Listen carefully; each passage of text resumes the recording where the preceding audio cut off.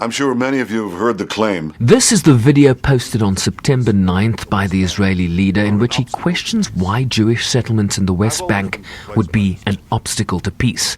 I've always been perplexed by this notion, because no one would seriously claim that the nearly 2 million Arabs living inside Israel, that they're an obstacle to peace. That's because they aren't.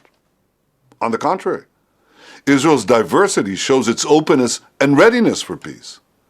Yet the Palestinian leadership actually demands a Palestinian state with one precondition: no Jews. There's a phrase for that.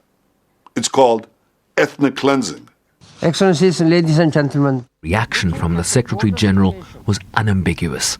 I am disturbed by a recent statement by Israel's Prime Minister portraying those who oppose a settlement expansion as supporters of ethnic cleansing.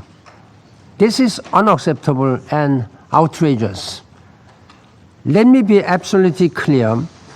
Settlements are illegal under international law. The occupation, stifling and oppressive, must end.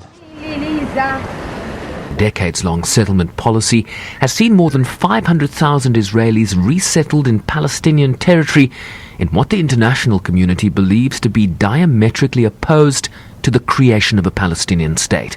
We all condemn settlements, and yet they continue to expand. We repeatedly encourage both sides to compromise and find a road to peace, and yet angry rhetoric and incitement prevail. The international community does what it can to support the parties in resuming negotiations, and yet despite the best efforts of a range of players, we are no closer to a solution.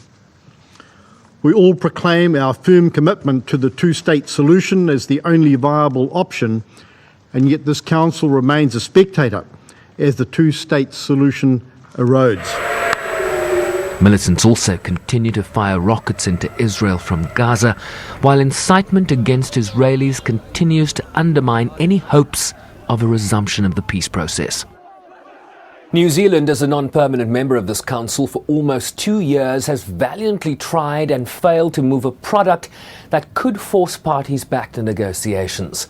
The body has failed to pass a single resolution on the Palestinian question in 8 years, with ominous warnings here that history and the international community will not judge this council favourably in the future for its inaction. Both Israeli and Palestinian leaders are due to address the General Assembly next week. Sherwin Bryceby's SABC News, New York.